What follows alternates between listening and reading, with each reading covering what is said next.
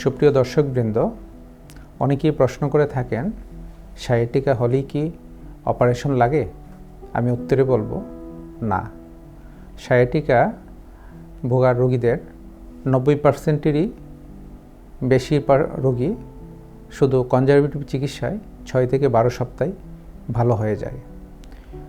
হালকা এবং মাঝারি তীব্রতায় যারা ব্যথায় ভোগে অথবা অনুভূতি যেমন অসারতা থাকে না, 2 নাম্বার যারা কিছু কারণ যেমন পাইরিফর্মি সিনড্রোম অথবা ডিস্ক বাল্জ অথবা পেশি টানের জন্য হয়ে থাকে, 3 নাম্বার কম সময়ে যে লক্ষণগুলো অর্থাৎ 28 দিনের মধ্যে ব্যথা কমে যায়, তাদের ক্ষেত্রে 90%ই কনজারভেটিভ চিকিৎসায় ভালো হয়ে যায়, তাদের সার্জারির প্রয়োজন পড়ে না।